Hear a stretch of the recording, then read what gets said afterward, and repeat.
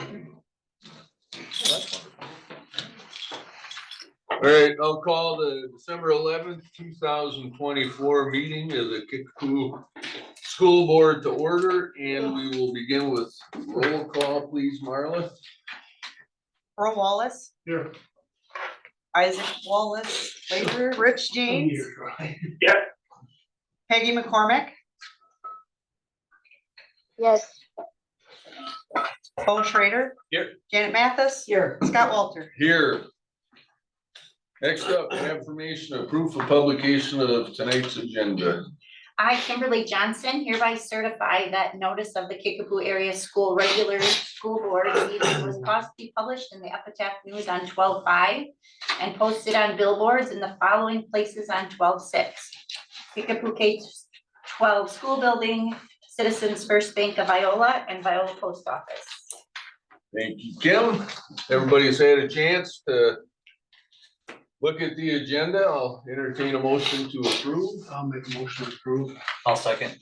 Motion by Earl, second by Bo to approve tonight's agenda. Any discussion?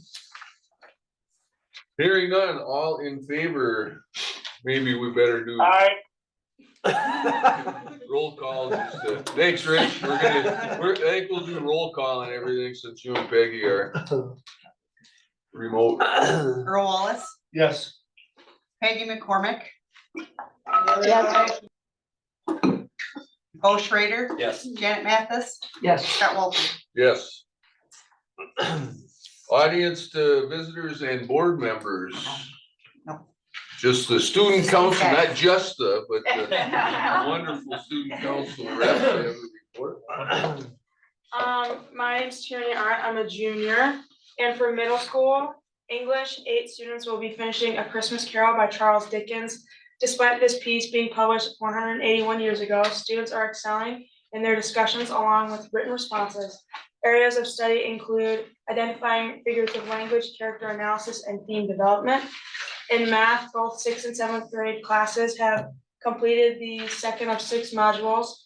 6th grade has started focusing on using negative numbers in the real world, as well as graphing on the coordinate plane. 7th grade has begun solving equations using algebraic methods. Science classes just finished a simple machined unit. Their end of chapter project was to create a museum of complex machines, present the historical perspectives, and explain where simple machines are found within the larger structure. We share these via PowerPoints. Special education in week 6 of implementation of UFLI phonics program, aiming to fill in gaps and provide specialized instructions to students identified as benefiting from Tier 3 instruction. Middle school leadership will be sending a group of 8th graders to Claremore on December 19th to take part in a leadership convention at CISA 3. English for high school, the college prep students are in the fledgling stages of writing their research papers. Students have chosen their research topics and are currently working on 20 source cards due Wednesday, December 18th, followed by 100 working cards due Tuesday, January 21st. The paper itself will be due Tuesday, February 18th. Although this is a challenging project, this group of students is ready to develop a clear and concise paper. English 10 students are enjoying working in their literary circles where they are reading a wide array of books. Students are working on their comprehension, communication, and writing skills. Math, transcripted credit course, college math through Southwest Tech just completed their statistics unit and are 1 chapter away from earning their college credits. Geometry, Algebra 2, and College Algebra and Pre-Calculus continue to work hard and improve their math skills. Our high school math team competed at UW-Platteville for their first of 2 math contests. We had 4 students receive individual awards, and we placed 3rd out of 14 teams as a team. Very proud, exclamation point. Science, chemistry is participating, forming/naming ionic compounds with labs and activities. Physics is finishing up explorations of statistic and kinetic friction forces and will begin the building process of the Sea-Push robots this month. Earth science classes just finished building earthquake-resistant skyscraper models using raw spaghetti noodles and hot glue. Biology classes are learning about cellular respiration and photosynthesis, the energy process that makes life possible. AP Environmental Science is working through a case study based debate about forestry practices. Anatomy and Physiology is working on their end of the unit project on muscular system by illustrating the muscle action involved in specific movements. Example, throwing a pitch in baseball. Social Studies, Mesopotamia shortly after civilization began.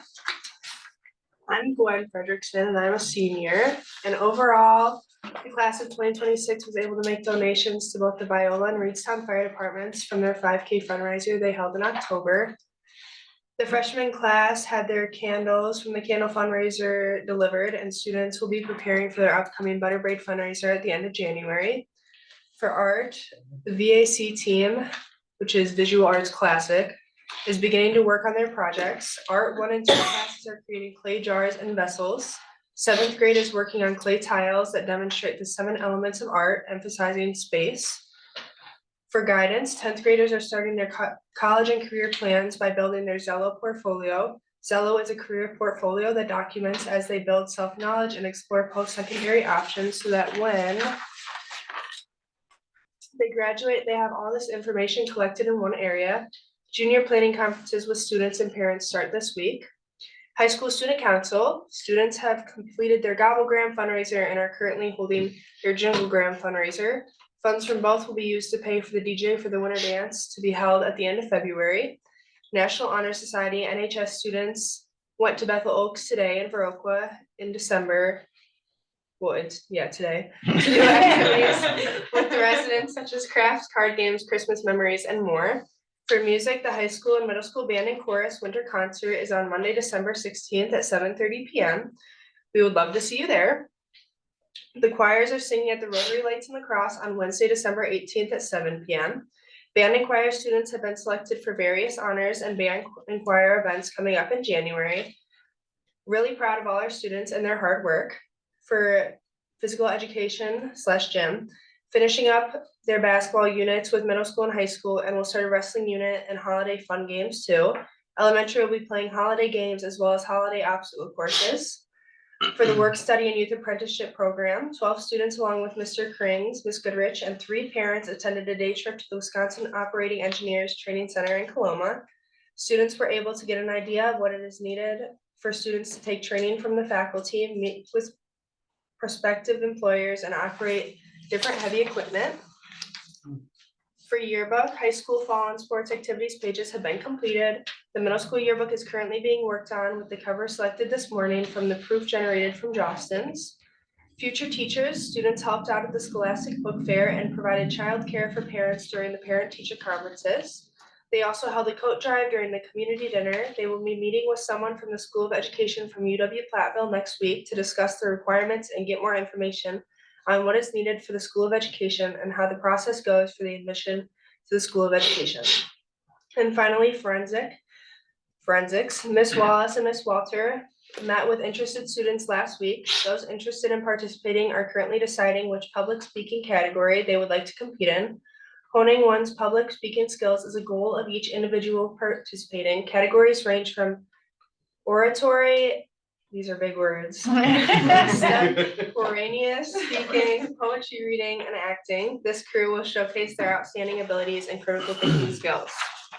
And that's what we have for you. Okay, well done. Thank you. Any questions or comments for the student council reps? Stuff, some of it I wouldn't have known was going on. Yeah. Thanks a lot. And so do you guys have your portfolios done or process or? I'm not in that Not in that class. class. We were in Is that it something class new a couple years since ago. you were that? We did it a while ago, so we did it freshman year, and then But you don't keep them up or actually, if we wanted to go look at them, we could, but no, I know. we I haven't. mean, there wouldn't be any, if you do it as a freshman, if you don't, is there no plan then to keep it going so that they actually? It's more of a student choice, so if you want to keep on updating it and keep on looking at it, then you can, but if you don't want to, it's not a requirement or anything. Huh. Interesting. Well, at least you know what one is when you go on to school and have to produce them. Great reports. One little correction, it's Mrs. Walter, not Miss Walter. I don't want anybody. Hey, so Well, that's what she says. But I guess I do have a question. Student council, how often do you guys meet and what sorts of issues, things do you talk about? I assume you don't spend all your time putting a report together. No. We meet, I'd say about every other Wednesday at Resource. Yes. Okay, And we pretty much overview things brought up by students, teachers, any staff, and then noon upcoming like fundraisers. So right now we're doing the jinglegrams and we just got done with the gobblegrams, which is just, it's 25 cents for a little note card where you can give someone a compliment or just write them a nice little note, and it comes with a sucker, or this one comes with a candy cane. And those will be delivered early next week. So that's what we've been working on. very cool. Yeah. And what's the conduit? So students bring the council issues, ideas, and you guys talk and develop a recommendation that goes to Aaron or? who? Yes. So Aaron deals with the. We've met earlier this year. Yeah, we've met a There's couple things we talked times. about. Usually there isn't like super like pressing Yeah. concern, but That's good. just small things from the student body that we notice and stuff like that. Very cool. Yeah. Well, thank you, folks. You're welcome to stick around for the rest of the meeting. You don't have to. Go as fast as you can. Well, along those notes too, I have brought some Christmas treats. You'll help Oh. yourself. I'll grab a couple. Kathy, Jerry, you're welcome. Thank you, girls. Well done, Thank ladies. you. Yeah, good job. As is everything. All right, wonderful. Next up, expense vouchers and receipts. Anybody have any questions, thoughts?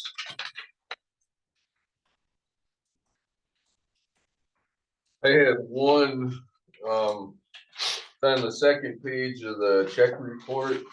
Just curious with our new insurance process, toward the bottom, there's a self-funded health, a number of payroll accrual payments. Just wondering, still wondering how money flows. Are those individual medical claims? No. that are- or- So with every payroll, we still take a premium from everyone, and it's actually 100% paid by the district. But that just goes into our self-funded checking account, so that when we do get those claims, they come out of there. And right now, we are not gonna say we're flush or like over, we have too much cash in there, but it, so far it's going really well.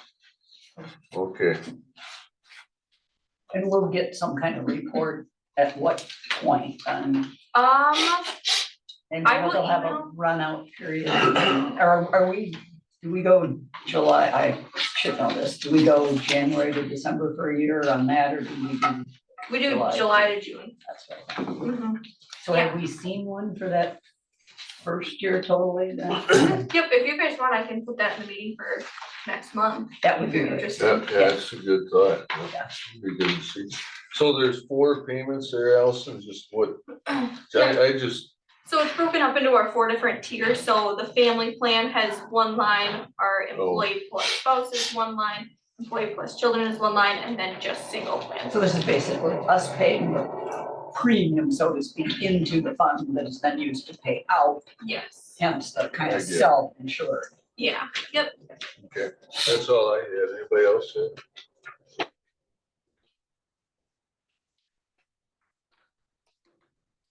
If there are none, I'll entertain a motion to approve. I'll make a motion to approve the expense vouchers and receipts. Well, second. Motion by Earl, second by Janet to approve this month's expense vouchers and receipts. All in favor, I guess Marla? We'll do the, Peggy McCormick,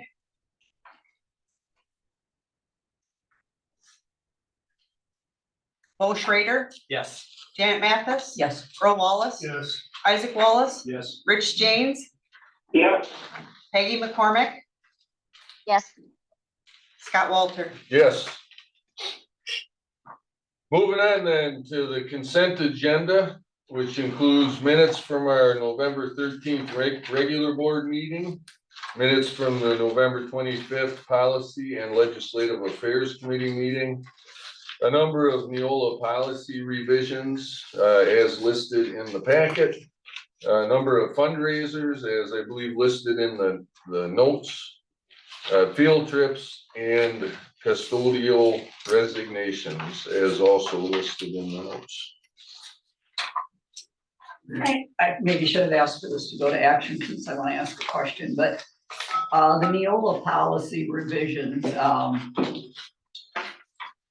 don't really have a problem with this, but and it's fine that we don't do anything in the packet, but I think we need something, and maybe it's just me, but we need at least a link or something. I don't know if, and maybe we need a better tool to do this. But I've seen other schools where when they get this package, like each of these items in the agenda is a link, and when they click it, it takes you to the part of the packet, you know? But especially for the policies, some kind of a link that would take us to the policies so that I'm not going to the website, finding the policies, knowing enough to switch from active policies to drafts to actually find them. Maybe I'm the only one that it took more time than I wanted to, but I appreciate the work the committee does. And I don't want it, the other reason I don't really like it in consent agenda, I don't want it to look like we're just rubber stamping all the stuff here, because apparent from the minutes, it's apparent that the committee spent a fair amount of time and did a lot of work to get this for us. But if we could just maybe, I don't know, like I said, I may be the only one that's taken. That's good feedback. I would like to see. I think that's a good recommendation, just because unless you're on the committee, you don't really know. Right. And it's not What the like the change policies used to be. I mean, these are hard to read. I mean, Yeah. Yeah. I don't know, but anyway, so just a suggestion. maybe. Well, I guess just my remembrance, we really didn't discuss any of these. There was just one small question I had about district transportation that was resolved. You talked to Scott, and that was not a serious issue. A lot of these were just You had to. updates, Updates, wording. yeah. The Narcan policy was just something new that kind of came up, and Yeah. that was just in it, added to that one already in place, so. But Janet makes a good point, because these are our sort of foundational policies that it should be.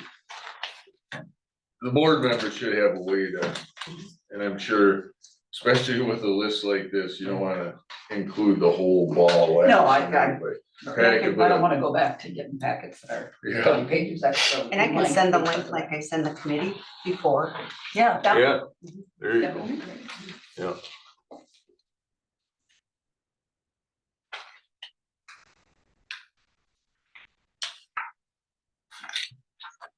Any other thoughts on the consent agenda? Hearing none, then I'll entertain a motion to approve. I'll make a motion to approve the consent agenda. I'll second it. Motion by Isaac, second by Bo to approve. All in favor, Marla? Janet Mathis, Yes. Earl Wallace, Yes. Isaac Wallace, Yes. Rich James, Yes. Peggy McCormick, Yes. Bo Schrader, Yes. Scott Walter. Yes.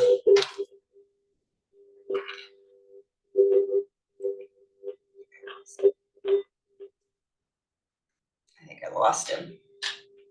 Oh, that you lost Rich? I think so. It's still saying something's there, but I don't think he is. I'm just gonna turn it down and then see if he calls back. Is that bothering anybody with that? Okay. Very pleasant. What? What? No, that's right. Yeah, I think I lost him.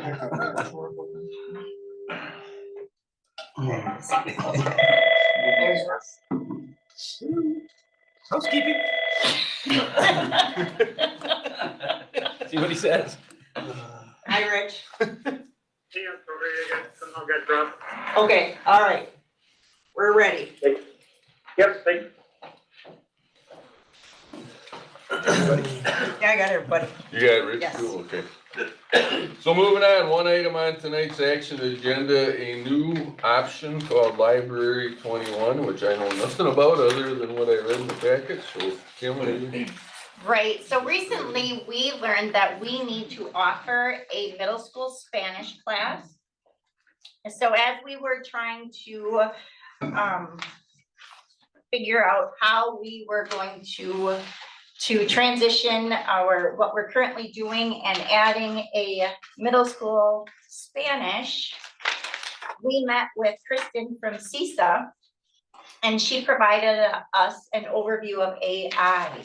During that, this Library 21 was brought up, and we learned that Library 21 would sufficiently provide that middle school Spanish teacher position with this program.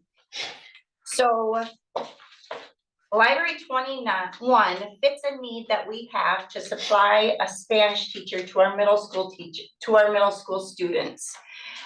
We need to have a teacher of record that would sign off. So it's provided virtually with a staff member in the room. And we would need Nikki, our Spanish teacher, to sign as the teacher of record. Additionally, what Library 21 will offer is we can transition from how we are currently doing our credit recovery classes and offer our credit recovery classes through Library 21, which shifts about $1,500 that we are currently paying for these recovery classes to help fund this Library 21. So it meets the need of supplying our middle school Spanish teacher. It meets the need of credit recovery classes. And then in addition, it also offers all of the materials and features that were listed in the handout. How much does it cost? I thought I saw it somewhere, but I'm not seeing it right now. $67.50. That's what I was saying. Next page. Yeah, a year, but Jamie did agree that he would prorate that for $5,070. Picking it up, Because we're getting in links or something. right, so next year it would come at that 60, Or whatever it is next year. or yeah, Hopefully it'll be that. So how does that Spanish class play out? It's virtual, but is there a teacher there or is it So, just an online? It's an online curriculum. So actually, Mrs. Olson will be the teacher facilitating the online curriculum. So we still have an hour of, okay, Yes. and how many hours do we have to provide? Because this isn't like every day they have to have an hour. of instruction. they'll- How much do they have? They'll each have a quarter. So 7th grade will have a quarter, 8th grade will have Okay, a so quarter. this is one, I can't remember what they used to call them, like. It's an exploratory. Survey. Yes, it's basically going to continue as a survey. Did we talk to Lafarge at all? Do they have any interest in having, and I mean, I don't know if they fill her time all the way, so they're not interested, but if they're interested in doing that, wouldn't it be more advantageous to the kids to have that teacher that's gonna be teaching the high school Spanish? she's, Doing this, her- that was my thought, although I usually tend to support CISA. yeah, they've been great to us. My understanding is her schedule was full. Something we could look at for next year maybe though, if, I don't Yeah, know. I think we'll have to see how this goes. Yeah. And then Yeah, kind of that's true too. See how it goes and, What have we been doing? I mean, that's been a requirement for, when I Googled this, and looked, it's been a requirement in the state since the late 90s. So have we just been quietly ignoring it? We just. We learned. So, there- Is that right? We just saw all these years. We So- learned and we learned that also some other schools learned too. So, Was there some kind of audit or something? well, there was an error that kept showing up Oh, and Marla was like, they never really seemed to say anything and one day, they never withheld it. no. No, and I It's a did requirement post, with a yeah. linguistic. And I did call Skyward, but they must not have known that either, because she said I'd just have to live with that error. So, I'm like, well, I'm not happy about that, but yeah, so it was just, and we are not the only school, because I had talked to other schools and they're like, yeah, we just figured that out ourselves, he said, so. And this is every seventh and eighth grade, or is it just seventh and eighth grade? 7th and 8th. Yeah, that's what I mean. So yeah, I think we give it a, again, being kind of middle of the year and the scenario and situation, this came So up, we've we got- thought, well, $5,000. Try the plus best, 1 hour. see how it goes. Extra, Right. 1 hour, and it'll actually fit, it'll be able to fit in her schedule. The other part was she was 3 Oh. credits away from a Spanish, I can't remember if she had a major or a minor when she was in oh, college. good, So we looked at that option as well, was to finished it. have Vicky do a 3-year, but then that seemed a lot. So we thought, let's try this first and see how it goes. Is that Um, taking place of a prep? for- no, she actually has a study hall, so we'll swap that out with Oh. Mrs. Ah, Malfi, so who's it's now really got no yearbook. extra So it's cost an easy, anyway, 'cause it's- okay. it's an easy swap, so there won't be any addition to her schedule or anything. We'll just have to Well, swap that I'm out. glad she has that much of a background. So, yeah. At least she- That what it will replace though is right now we've done keyboarding 6th, 7th and 8th. So we won't have it in 7th and 8th. That's exploratory.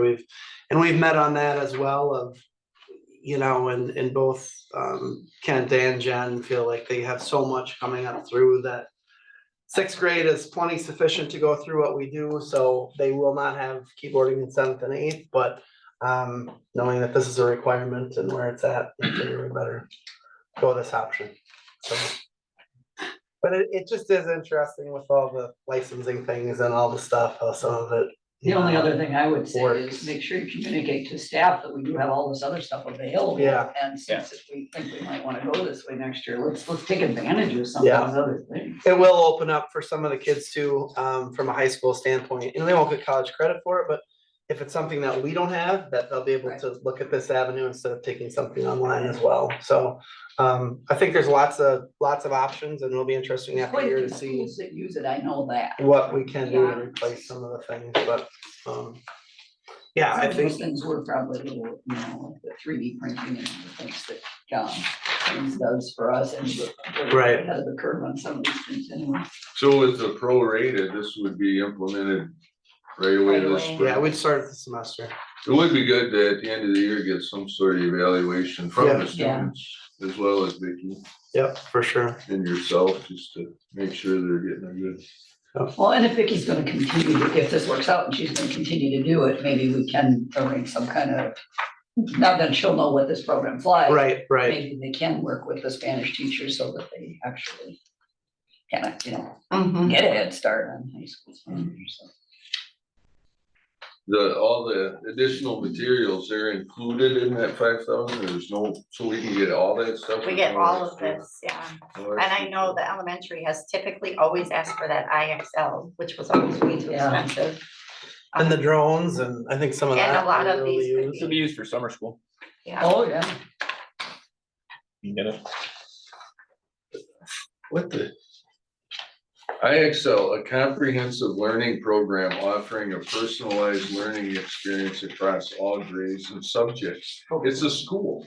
School and a computer. It's basically saying we do everything for everybody. Yeah. I mean, really? So they have every subject, every grade level. Well, CSIC does the math and the language arts for it, so.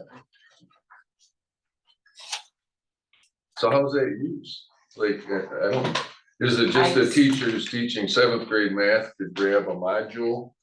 Or is this? For the in place or IXL? something? Yeah, what, I think it's more personalized, like independent, like I know we used to sometimes, during lunch, they used to go into the computer lab and do like, what was that program, that math? That was that app? math one that's been a while, but the way most of them set up is that as the kids work through it, it levels the curriculum to where they are. So as they make mistakes, it changes it and it'll tutor them. Yeah, it's just interactive with us. so it's like a Review. remedial tool? It can, I I've seen it, I've never used this, so I don't know for sure. I mean, I'm just in general, kind of how all of those. And the whole AIs, I don't know if anybody watched 60 Minutes on Sunday, but the Comingo is a big thing that's. It's what. If you believe everything you read here, it's kids will be able to. So as a teacher, you can set it up and kids can do things based on where they are. So instead of everybody looking at the board and doing something, kids where they are be able to go, and then the teacher acts more as a person that goes around from group to group, and you can group them based on where they are. Trying to be more individualized in their education. Is the best way to put it. IXL is kind of the same as my understanding, having not used it.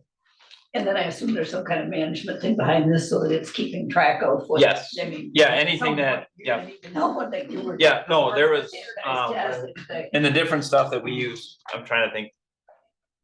It wasn't, I can't remember the name that we used. There was a math one. You could, Was it multi-math? well, they've used that too, is you can go in and you can assign people different lessons. So if in your math, if you're working on multiplication of fractions, you can go in and you can assign different things for multiplication of fractions, and as kids get stuck, they get help. When I used it in the class, I used it more as when kids got done to accelerate. Okay, so if we're done with our lesson and you got your stuff, then you can go on there and work on it at the end. There's a push in some of the AI stuff to make it more involved and kind of drive what goes on. But that's a discussion for another time, probably. IXL's been around a long time. Yeah. So, Casey Banker always wanted it.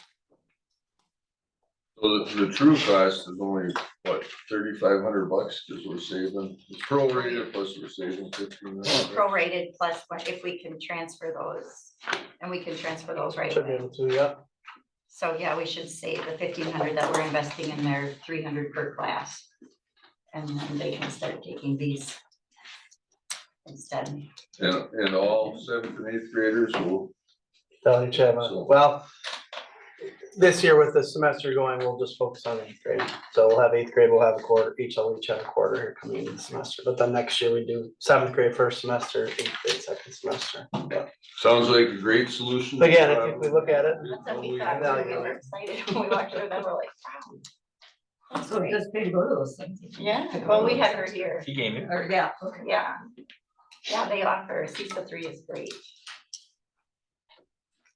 So how does that work? They buy a big massive state They have buying license, power. And Jamie negotiates, the secret director negotiates and then you recoup. the deals and. Yeah, there's It's on a large school scale. districts, so is each one trying to, you can't make your own deal. Well.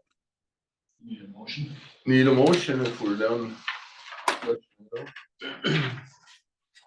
Motion to approve purchase of library 21.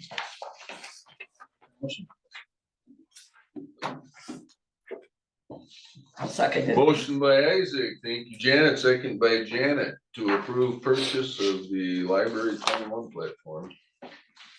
All in favor, Marla? Earl Wallace, yes. Isaac Wallace, Yes. Rich James, Yep. Peggy McCormick, Yes. Bo Schrader, Yes. Janet Mathis, Yes. Scott Walter. Yes.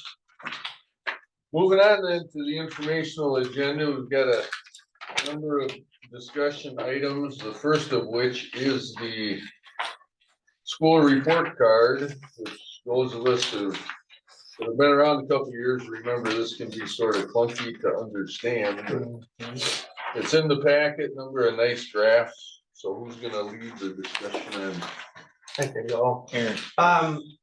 Again, we tried to provide at least a little outline of it, I think knowing that we just went through all of the testing scores last month and where things are at, from all the different exams.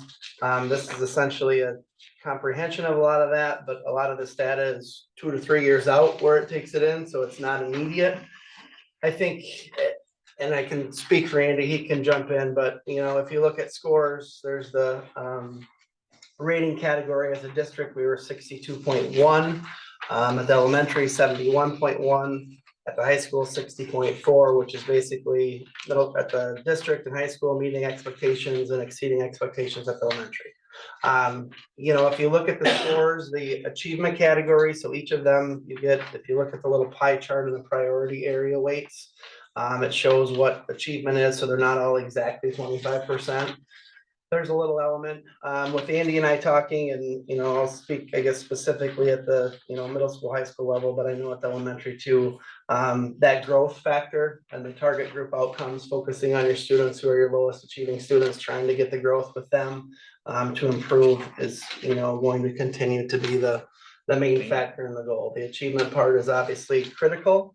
But as you can see on the report card, it's not just based on that. So if you had a school who had great achievement, but they didn't have any growth or target group outcomes, their score wouldn't necessarily be the best either. So, like you said, Scott, it is complicated. I've spent a number of hours trying to really read through all the things and understand every aspect.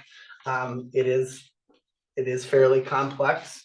But I think just from the, you know, simple component of it, they try to break it down with the rating category and the factors and the scores that compile that. And like I said, I think just continuing to focus on that growth and working on the target group with our lowest learners to continue to improve continues to be the big effort to push forward with. So I don't know if you want to add anything, Andy No, or Kim. And I mean, the expectations exceeds expectations. Last year, we were at 69.9 and the cutoff was 70, and we were a tenth higher. I mean, just, we're right, kind of is what it is, but our growth is what, and it traditionally has been, is what's made the difference on a report card, is our growth from where we start and where we end up, obviously. And there's ways, and Aaron has done this, Kim has done this, you can kind of dig into your scores and you can break down like your kids with disabilities and how they scored, and so then you can start to try to dig in a little deeper and find out are the things we have tried to do made a difference. And that's, but you guys wouldn't want to see that. It's hard to find sometimes. But you can look at different groups and see how they're doing and things you So tried. we get individualized data beyond just the summary here. Not the kids necessarily, but you can break down in the, like, if you look on that last page where it shows all students, Student group English language participation. learners, students with disabilities, you can start looking at stuff. That's about as complex as it is from the report Yeah. card. It's all aggregate data. Right, but then we can Yeah. take it a step further from whether it's the fast bridge testing or, you know, the other testing within that to really kind of break it down more. So, the only other thing to add, if anybody didn't have any questions, is the, on the back page is, you know, we're in the career and academic readiness is the post-secondary preparation part. And you can see on that advanced courses with our AP testing, our AP classes, we're at 13%, state is 21. Dual enrollment, 24.5, the state is 25.7, we're about right there. Work-based learning, we've talked about that again with a number of youth apprenticeships and the work study students that we have, we're higher than the state average there. The other one, and we've talked about this in the past with Mr. Kring's class, teaching the precision measuring and the things that he does with these kids being certified, that should be showing up in the industry recognized credentials. We've talked to DPI, we had the snapshot yesterday, so it actually, we now have it where it shows up. So those kids are in our snapshot that we had yesterday, or it was on Tuesday. Those kids now show up. So those kids who are Mr. Krings who actually get technical credit, so to speak, they're actually showing up. So So next year we should see. yes, next year we actually have the numbers, we double But if checked you them. still haven't figured it out, that's Yes. another thing, because CISA has done that for schools. so Yes, that- yeah, and we actually have talked to CISA again, so, but they show up, they're there, so, we should be set, that's been the only category, and when we looked at it again yesterday, it looks like this on the report card, and then when you go into the actual snapshot, the categories look different, and it's like, But you got figured out where you have to be, so. yes, we have them in the IRC part, they are there, yeah, so that was the only thing I think to point out, you know, with that aspect of it, so. And I think that's good to point out. I just had a PAC meeting today and we did spend some time talking about the ACT. And, you know, it's one accountability measure, assuming that all kids are wanting those college readiness skills and identifying, you know, our population and really just being employability and having all of those skills and finding those other measures that our students need to be successful in life. So while we value, you know, what our report card says, there are many other aspects of what our students need and what we need to provide to them for them to have the benefits of an education going into their college, career, or life, whatever their deeming is their path, so.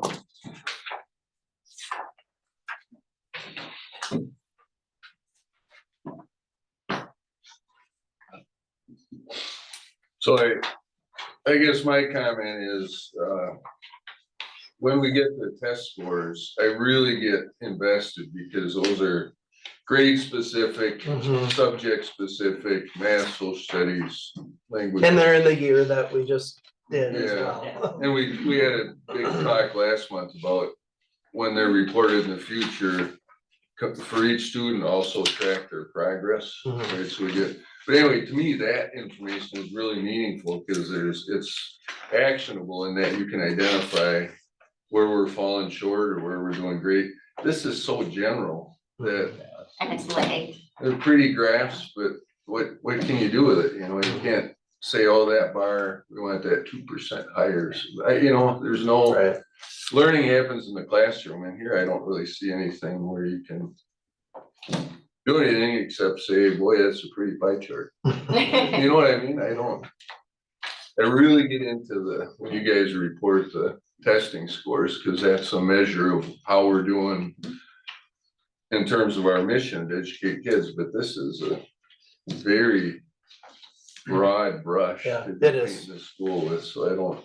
Is this what gets uploaded like Yes. to a lot of real estate sites and stuff like that, like have school scores They and do. stuff like Yeah. that? Is this the data they get? They do a school rating, but I don't know exactly what it comes from, but I know exactly what you're talking about. It'll say 6 out of 10 or 7 out Yeah, of 10 yeah, it or gives them- whatever. yeah, I Yeah, was like I'm looking not at sure that, what like- that comes from, but Yeah. I know exactly what you're talking about.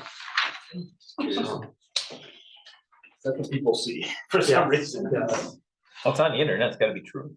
Yeah, right. Okay.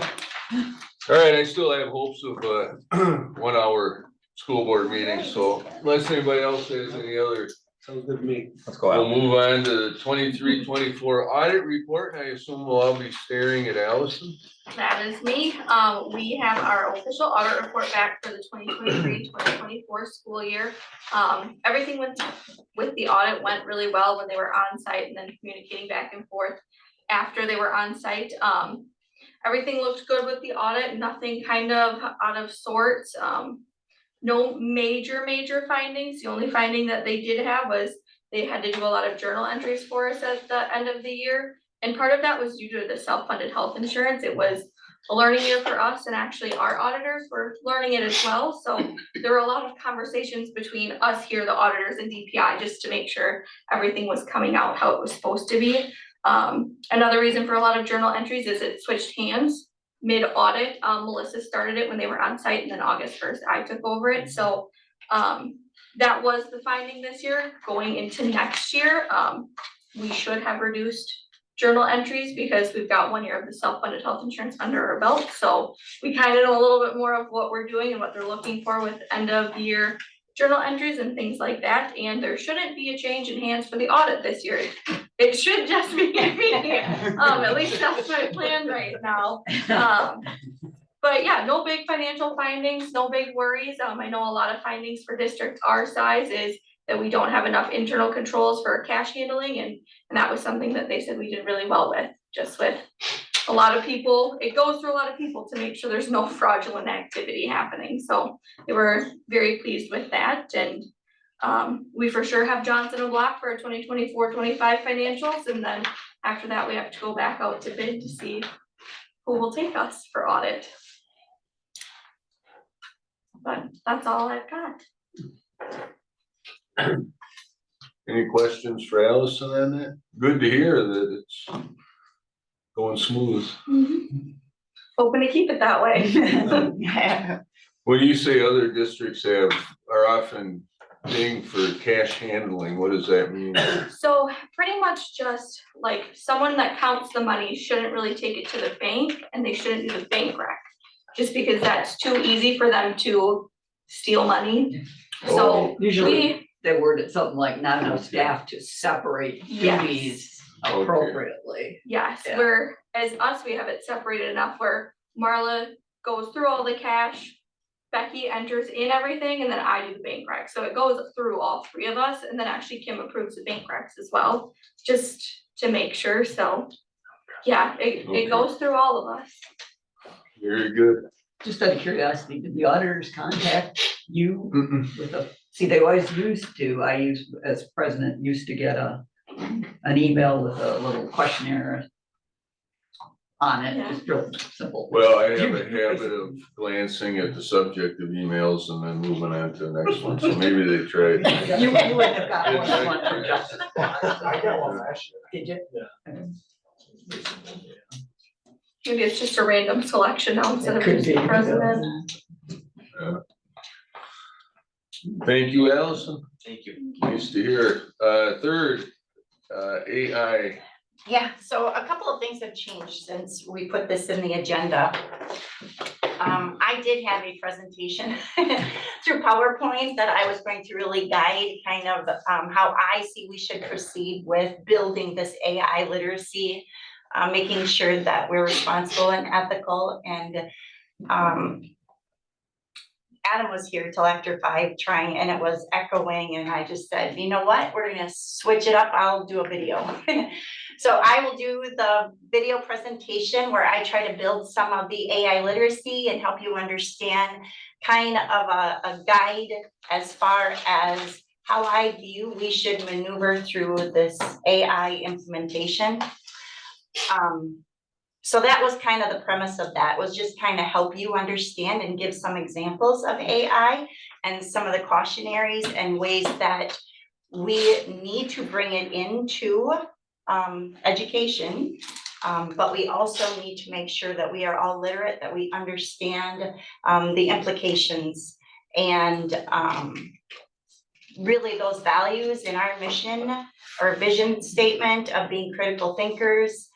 And really analyzing different data. How do we use AI to enhance what we do, but still have that human component? So I will whip that into a video, so you still get that, and I sent Adam home. And then additionally, early on, I think that I had mentioned last time that I'd attended the Warsaw conference. And the CISA 4 presenters were just really dynamic in their presentation on AI. So I engaged in further conversation with them, trying to build my literacy and my understanding. And within that, then I'd gotten an invitation to join CISA 4. They have just a handful of schools who are moving forward with this pilot. We had talked to Jamie because of course it's a different CISA than our region CISA, and he was very supportive. However, Andy and I did sit through a session with Brittany, who's going to lead this pilot, and 60 Minutes did a present, which was phenomenal. So I will send you that link and you can actually watch it, but they go through a classroom or a school who is utilizing this Conmigo, which is the pilot that CISA 4 is kind of driving in some of these districts. So we were initially going to join this pilot, get 3 of our teachers set up to actually use this Conmigo and move forward, bringing AI into our classrooms. And we kind of put on the brakes just because I felt like my philosophy for how I feel this should roll out would have been interrupted because we would have just jumped into it. Additionally, with all of the Act 20 and the new learning that teachers are having, all the professional development, I really didn't know that if we would get the return of investment by moving so quickly into it. I get it, it's exciting and you want to move and be kind of the innovators at the front end of it. But I really felt there's value in us as leaders, us as the staff, really having that literacy and knowing how to work with AI and really define for our school district what AI means to us and how we're going to elevate student learning with it. Additionally, I'd read a quote, where am I? I can find it quick, but it talks about our kids are growing up on a digital playground and no one is on recess duty.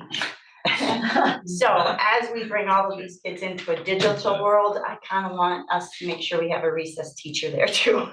That we have that guidance to really help them. And with that, knowing that most kids are out in that digital world already, and they're using AI functions, you know, on their phones. We use them with Alexa. So it's there. I just felt like if we're gonna lead it and teach it, there just needs to be this general consensus of we have our feet solid on the ground, knowing the implications of moving forward with it. So kind of a quick overview about what had happened with AI, why it's on here, and now it's get just a quick overview. I'll send a video to kind of help start building that understanding and literacy. And yeah, that's where we kind of fell with that right now. Thanks, Kim. I think I agree with your measured approach, and primarily because I'm on the tail end of this. I don't understand AI, you know what it is. I'm more fearful than excited, Right. just because I don't really know how it's being used. Or I know when I do a Google search now, the first thing that comes up is like the AI summary, and I don't like that. You know, I just, somebody's out there summarizing. No, I want the real data, or you know what I mean? So I don't understand it. So the video and whatever else can help me come to grips with. I think maybe Earl and I are on the same plane. Can I be so bold as to say that in terms of, or maybe you use AI all the time, but it is one of these new technologies that. It depends what AI stands for. Daryl does use AI. He does. Someone else does it though. I'm encouraged though that you and others speak so positively of it, like there are benefits, like it's gonna. And we have to, because that is going to be part of our future. I even miss the windows that roll down like this. You know what I mean? I should say, not in the This desk. video always keeps working, the other ones, oh, Yeah. no window, no. So the video, you're gonna. I will work on that, yep. I have my PowerPoint, so I'll just hook it up and like speak, Yeah, we- talk through it. Any other thoughts? Look forward to learning more. Thank you. Last item, joint board meeting with Lafarge, which I assume is still on for Yeah. January. Yep, the January meeting, so we'll meet at 6 o'clock. And I will also send out just a really quick survey to get some feedback and insights from you as to what topics you would find valuable for us to speak about or to brainstorm. Megan and I did meet and we had a list that we had put together. And I will share that with you, but it's everything from, you know, where we can save with staff, transportation, nursing, athletics, alternative educational options. So just kind of really talking about both school districts and how we can help each other out moving forward. I think it's a great idea. I asked Marla to add this to the agenda, because I thought maybe we could have a little discussion if people have specific topics or ideas about how we could take the co-op athletic programs, the co-op Spanish position, and look beyond that to mutual benefit. Both schools are in the same boat, right? Like the future of public education, as we've learned the last few years, is in a precarious position in terms of state and now probably federal funding. So one way to look at this is efficiencies, cost savings, Another way might be, you know, if there's a part-time teacher in one district offering something, the other district doesn't have, things like that. And I'll just share my thoughts as I was pondering this. And so we've got an hour with the Lafarge board. So you put what, 14 people in a room, an hour's not gonna be a lot of time, but, so I was trying to think about how to move forward, and right away my mind goes to the big generalities, like given these challenges, what big things can we do? But maybe more realistically, three things pop to mind, you know, the co-op Spanish position. Are there other positions where we've got a part-time person in each school that we could make a nice solid full-time job? Any other staff level collaborative partnerships might provide benefit. And then two other things, the daycare, if we maybe collaborate on a daycare, and then I forget what the name, Cooley, you know, when students need Connection. additional services, it's very costly to send them out. What's that called? Cooley Connection. Fully Connection. connection, so yeah, that's that alternative education at risk. But And they if- do have a daycare right across the road from Lafarge. Oh, so they're set maybe, but in terms of the Cooley connections, we had talked at our board meeting in the past about, is the cost for us go up, whether or not we would want to develop some in-school option and support it with our own dollars and staffing, and maybe that becomes more feasible if we partner with Lafarge. So those are the three sort of specific things that popped in my mind. I don't know if anybody else is. I mean, You could always look at like a video sharing of classrooms too with all the technology now. You know what I mean? Like, so like if we have a teacher that teaches something that they don't and they're a full-time teacher, or opposite, where you could do like Zoom or video or something that way too. yeah, Instead of just sharing a teacher coming back and forth, but you know what I mean? Like That's they it. kind of didn't they kind of do that during, well, maybe they didn't do it during COVID, but they do it with Southwest Tech or something? Didn't we try We- to do that, was it AP or what? Yeah, we've done some of that before. Yeah. And I'm just trying to think in the past with Lafarge. And we had trouble with our days, our hour and Yeah, hours. getting the schedules to match coinciding with sometimes, the but yeah, schedule. it's certainly always something to continue to look at. But yeah, those are possible options as That well. was like AP, because we did it like early in the morning. Yes, we would do it Yeah. before school. I think maybe, was that when Ariana was in? Could have been, yep, Yeah. yep. Maybe that's why Yeah, I'm thinking yeah, of that. yeah. it's a good idea, and what popped into my mind, when I first joined the board, there was a consortium of some sort where we had gotten a big grant to equip a distance ed classroom. Oh, Do we yeah. still have such? Isn't that it? We still have it, but a lot of that has gone to with how technology has Yeah. Oh, boosted even more than that, and Yeah. it's kind of gone above and beyond where now there's many other options that are even better than what that was at the time. yeah, So, Cheaper. yeah, it's like, well, and it sounds like you and Megan have already sort of fleshed out somewhat of an agenda or just the topics anyway, so. So just to clarify, we're looking at doing this the night of our regular board meeting, but at 6 o'clock for an Right. hour before our actual meeting. Yes, Do they have their meeting that night? they have their meeting on the 19th, which is Martin Luther King, Martin Luther King. So Megan felt that our night would be a better choice because of They that. must, on the 20th. Yeah, I think it's a Monday. Yeah, Yeah. the 19th is Sunday. Oh, I only okay. know that because My calendar is Richmond really Center weird. doesn't have school that day. so- You have the world's worst calendar. I do, I need to get it. She got one that starts on Monday, it goes Monday, Tuesday, Wednesday, Thursday, Friday, Saturday, Sunday, so it's awful. It's the worst thing in the world. And they're coming here? Yeah. Okay. Any other thoughts? It should be a good discussion.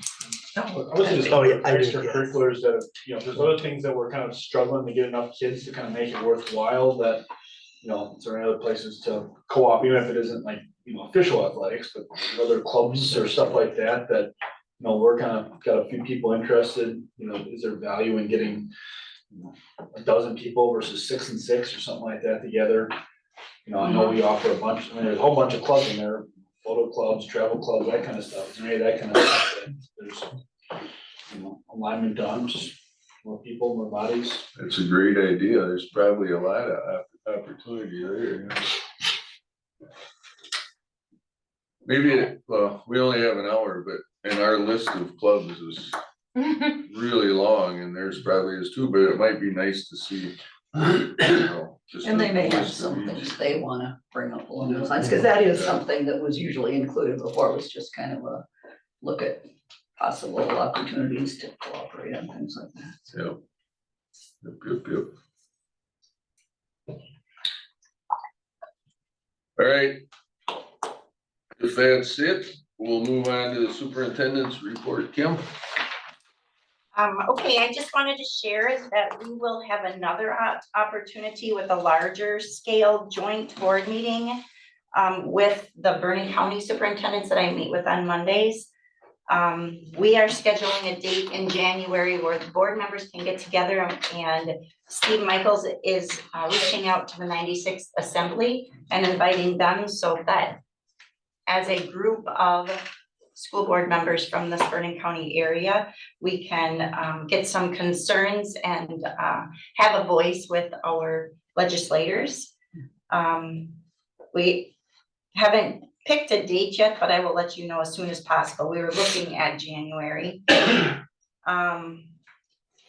Another development is, while I hear, you know, the push for more marketing and kind of narrating our story, I'm working on some communication strategies with Lisa Arneson.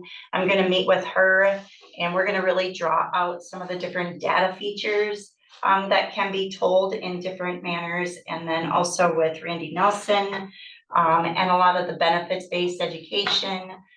So just really developing more of the vision for how do we move through marketing our school and telling our story that has kind of vision and substance to it, and not kind of a scattered approach that I feel I would have right now. So I'm just kind of building my knowledge on best marketing strategies, bringing in people who have some vision in different areas that school districts should be valued for. So meeting with different people on that. We have moved forward with building the calendar. We created a calendar committee. And so we had 2 calendars go to vote for the staff. So next month we'll be bringing the calendar to share that with you. And that is about all I'm going to report tonight, I think. Any questions or concerns about anything? I guess just a question or a thought, Steve Michaels, the legislative meeting at and Rich, I'll defer to you since you probably remember this better, but at our last policy and legislative affairs committee meeting, at the end, we had a nice brief chat about what we want to do next, and we identified, I think, 3 messages that we asked you or we were gonna push through to the legislature through Tara. Yep, But maybe this is an opportunity to bring those up and right, and have a, probably garner support from other districts and put some pressure on at least our local legislators. And those 3 were the lapse and special education funding, right? Yep. The voucher issue. Yep. And what was the third one? I thought we had 3 main. raise the revenue ceiling, was that one? The raising the revenue ceiling, is that what I wanna say? Oh, the per pupil low revenue. per pupil low revenue. That minimum amount. right? Yeah, Mhm. raising that, increasing special education to the 60%. Some sufficient and the vouchers. And 60% because that's what the district administrator sort of thought was a nice compromise. Yes, so that's coming from WASDA and WASDA. SAA. DPI is really pushing for 90%. Yeah. So maybe at that meeting, that the consensus could be achieved around that. what- Right, we what can the all send that same message and Goal is. So that's an invitation. How many school districts are in that so legislation? in my group is Hillsborough, Lafarge, Kickapoo, Viroqua, and Westby, and Cashton. Okay, so it's a nice chunk. It'd be nice, I guess, to sort of prepare for that. Maybe we already are just with those thoughts, but I don't know, Rich, do you think the committee should meet beforehand? I guess I don't necessarily, but if we're gonna be able to have a legislative audience and try to get other districts supportive of what we'd like to push to. You think we already? I mean, I think we've talked everything. I don't know what else we would talk unless it's putting together bullets or stuff for when is the meeting again? It's in January, we're have not scheduled an exact date, we just kind of narrowed it down to January and are kind of feeling out the legislators.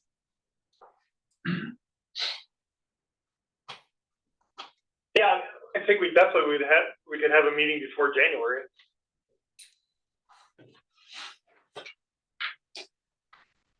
And like we talked, I mean, I didn't have time over Thanksgiving and had to come right back out here, but over Christmas, I'm gonna try to talk to one of the legislators in person, like we talked about them, you know, either through their committee or however they do it, trying to get, you know, some of this stuff moving in, you know, in Madison, whether it be, you know, putting the information on property taxes or, you know, Wisconsin hasn't voted on vouchers. And the last 3 states that did vote on it, it wasn't very close that it was turned down. So try to, what they can do to push from their end to at least start getting it heard more down there. So like I said, I'm gonna try to meet with one of them the week of Christmas. Do you know which one? Probably Senator Pat, yep. If he's available. Thanks for doing that. And that might be worth letting the full board know.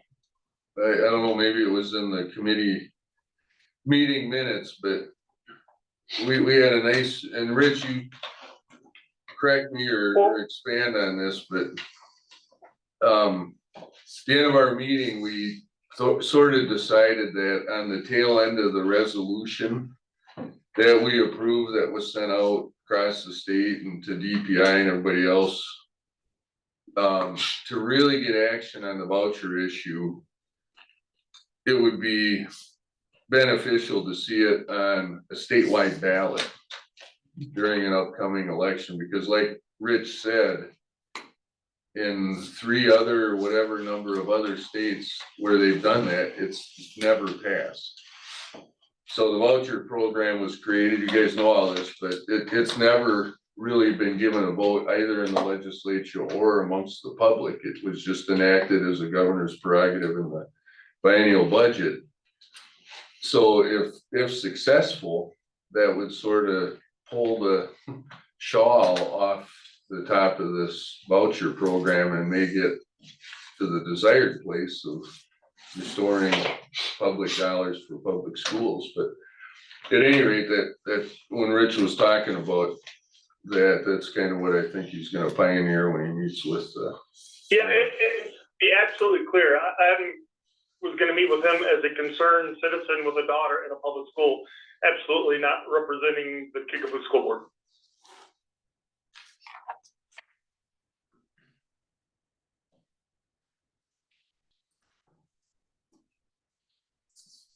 Okay, any other questions for Kim? Thanks for doing that, by the way, Rich, even as a parent. No problem. Okay, we'll go on to principals reports then. We had booked for breakfast last Friday. Yeah, that was the first. Christmas program today. Catherine and Mr. Smith did a wonderful job. They broke it up into K1, 2, and then 3, 4, 5. Some of you guys were there. The Christmas movie is on the 19th. For the elementary, they're gonna up to Baroque while it's still open. I didn't even think about what's gonna happen next year. You're gonna see the Moana. Yeah. With all the stuff with Act 20, the dates that it opened is from December 1st to January 31st. And because of the timing that you have to get the notifications to the parents within 10 days and then the testing and everything, we decided to see how it was gonna go in December. So we have, a huge thank you to Mrs. Von Ruden. Mrs. Von Ruden and I did all of the Ames web testing for the kindergarten and first grade to get our basic numbers. And I have been writing a number of plans, and the kindergarten and first grade parents got the first letters home yesterday to let them know that where their kids scored, if they were below the 25th percentile. And then, so we are in compliance with the law. Next week, before the 20th, they will get sent, the individual plans will be sent home. So it's, and I don't wanna, with your goal of being done by 8 o'clock, which we're a tad bit over, I will make this short and sweet. It's interesting to look at the Ames web screener compared to FastBridge that we've used over years, because there are some kids that flagged in Ames web that they're below the cutoff benchmark for a reading ability in kindergarten and first grade. But then when we give them FastBridge as a diagnostics, they don't flag. So those FastBridge ask different things. There's some sub-tests that need to be kind of gone into. When they're done, my plan is to kind of try to look and see, to dig a little deeper and see where that is. But the plans themselves, I mean, they're 6 pages long, and it's a lot of things goofing around with them.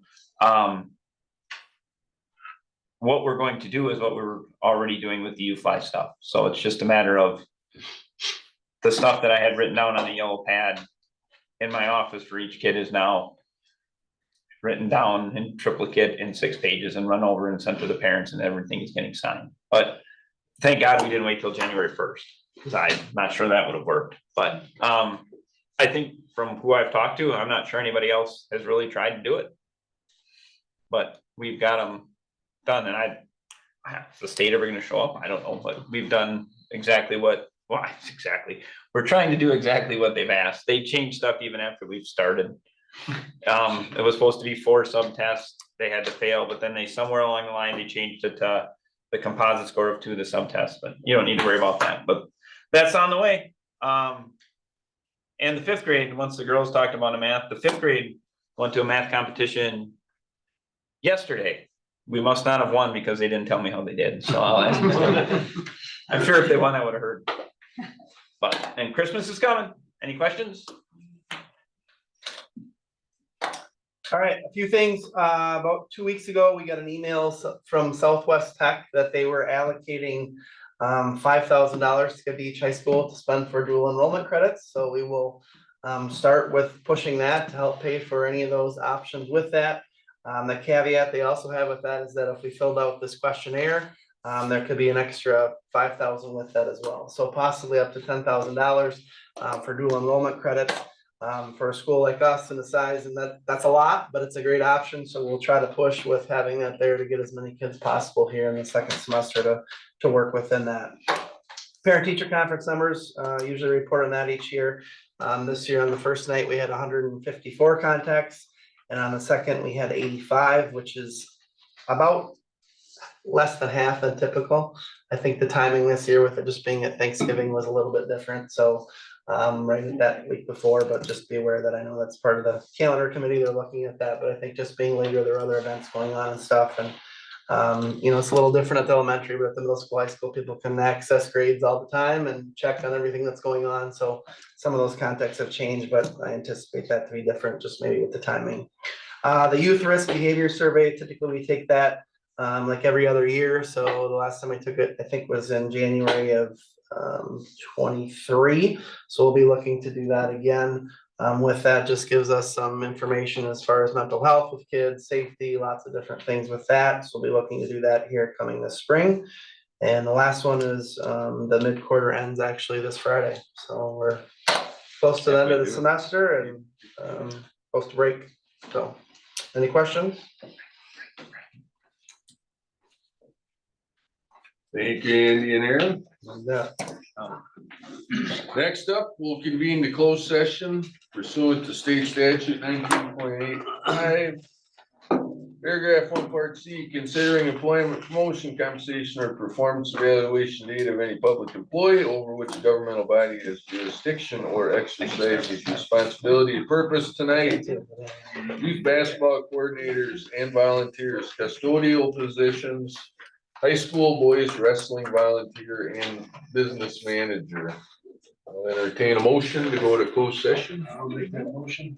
I'll second. Motion by Earl, second by Isaac, almost Peggy. Go to closed session, we'll have a roll call vote, please, Marla. Rich James. Isaac Wallace, Yes.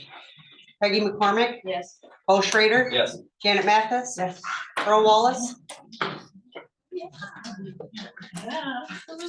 Earl Wallace, Yeah, sorry, I thought people were here.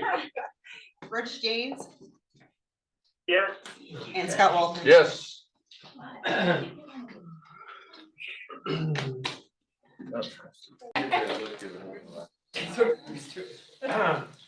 Do it. Oh, I'm tired. We good? Hey, Earl. I'll make a motion that we approve the list of, we don't read them all. Presented to us for the, do you want me to read all the names? I don't think so, just list it. The list as presented to us, for the youth basketball and wrestling volunteers. Motion by Earl. Second by Peggy, all in favor? Aye. Yeah, let's just do a voice vote, aye.